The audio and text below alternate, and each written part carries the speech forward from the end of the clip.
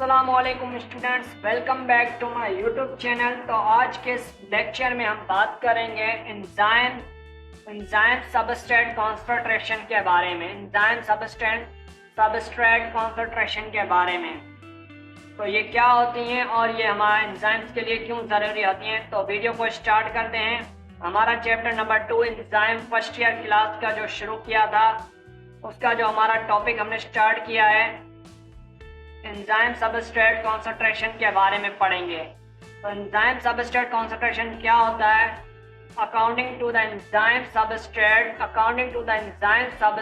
concentration, as the enzyme substrate concentration increase, enzyme substrate concentration के मुताबिक अगर हम किसी एंजाइम सबस्ट्रेट कॉन्सेंट्रेशन को क्या करते हैं, इंक्रीज करते हैं, similarly the rate of reaction increase, तो उसके साथ जो है रेट ऑफ रिएक्शन भी क्या होगा, इंक्रीज होगा। But after the time if the enzyme substrate concentration increase, लेकिन कुछ टाइम के बाद अगर हम एंजाइम सबस्ट्रेट कॉन्सेंट्रेशन को इंक्रीज करते हैं, there is no effect rate of reaction. तो क्या होगा, तो रेट ऑफ रिएक्शन में क्या होगा, कोई इफेक्ट नहीं होगा, कोई तब्दीली नहीं आएगी रेट ऑफ रिएक्शन में कुछ देर के बाद। दिस स्टेज इक्विलिब्रियम स्टेज, इस स्टेज को हम क्या कहते हैं, इक्विलिब्रियम स्टेज कहते हैं। Eight which the reaction become constant, इसमें क्या होगा कि रिएक्शन जो है वो कांस्टेंट हो जाता है, मतलब बराबर हो जाते हैं। तो डायग्राम इस ग्राफ के अंदर देखते हैं। तो ग्राफ में हमने यहाँ पर रेट ऑफ रिएक्शन लिखा है और यहाँ पर एंजाइम सबस्ट्रेट कॉन्सेंट्रेशन लिखा है। तो देखते हैं, जैसे ही हम एंजाइम सबस्ट्रेट कॉन्सेंट्रेशन को इंक्रीज करते हैं तो क्या है, रेट ऑफ रिएक्शन भी क्या हो रहा है, इंक्रीज हो रहा है। लेकिन कुछ वक्त के बाद क्या हो रहा है, रेट ऑफ रिएक्शन क्या हो रहा है, सेम हो रहा है, लेकिन एंजाइम सबस्ट्रेट कॉन्सेंट्रेशन जो है वो इंक्रीज हो रहा है। इस वजह से जो हमारे पास कह रहे हैं, जो है कुछ देर के बाद जो रिएक्शन है वो कांस्टेंट हो जाएगा, रेट ऑफ रिएक्शन जो है वो कांस्टेंट हो जाएगा। इस स्टेज को, इस पॉइंट को हम क्या कहते हैं, इक्विलिब्रियम पॉइंट कहते हैं। अब ये क्या कहता है कि जैसे हमने यहाँ पे लिखा थ्योरी के हिसाब से जो है, according to the enzyme substrate as the enzyme substrate concentration increase, जैसे ही हम एंजाइम सबस्ट्रेट कॉन्सेंट्रेशन को क्या करेंगे, इंक्रीज करेंगे, similarly the rate of reaction increase, वैसे ही जो है रेट ऑफ रिएक्शन भी जो होगा वो इंक्रीज होगा। But after the time if the enzyme substrate concentration increase, लेकिन कुछ टाइम के बाद हम जो है एंजाइम सबस्ट्रेट कॉन्सेंट्रेशन को इंक्रीज करेंगे, there is no effect on the rate of reaction. तो फिर क्या होगा, रेट ऑफ रिएक्शन में कोई इफेक्ट नहीं होगा, कोई तब्दीली नहीं आएगी।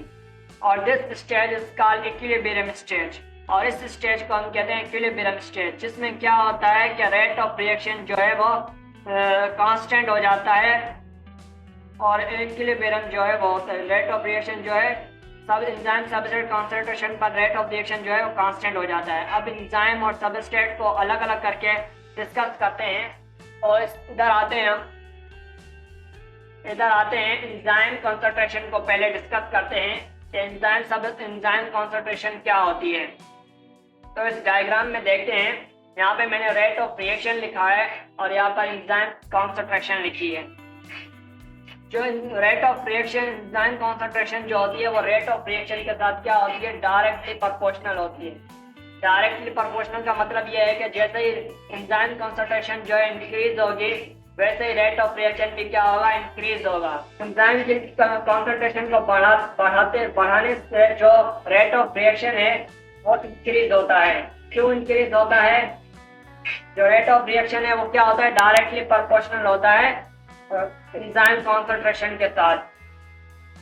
अगर हम ज्यादा एंजाइम की कॉन्सेंट्रेशन को बढ़ाएंगे, ज्यादा एंजाइम कॉन्सेंट्रेशन को क्या करेंगे, बढ़ाएंगे, तो ज्यादा एंजाइम्स होंगे जो कि ज्यादा सबस्ट्रेट मॉलिक्यूल के साथ अटैच होंगे और रेट ऑफ रिएक्शन को अल्टीमेटली क्या करेंगे, इंक्रीज करेंगे।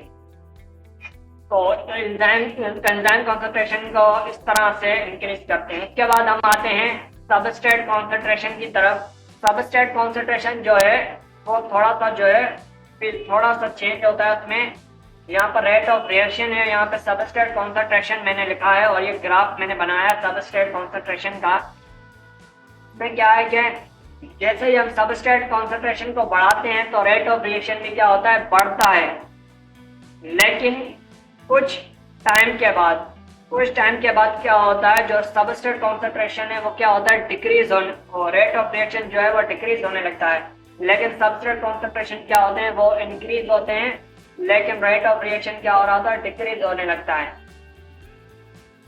ऐसा क्यों होता है, क्योंकि हमारे पास जो सबस्ट्रेट मॉलिक्यूल्स होते हैं वो एंजाइम्स के लेवल पर क्या है, वो ज्यादा जो है ज्यादा बनने से जो है सबस्ट्रेट मॉलिक्यूल जो है एंजाइम के साथ अटैच होते हैं।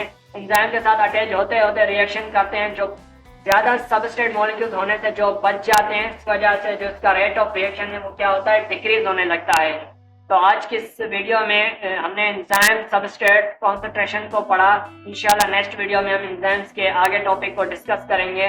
तो चलते हैं नेक्स्ट वीडियो की तरफ। अगर आप हमारे चैनल पर पहली बार आए तो चैनल को सब्सक्राइब कर लें, बेल आइकन को दबाएं ताकि हमारी नई आने वाली वीडियो आप तक पहुंच सके।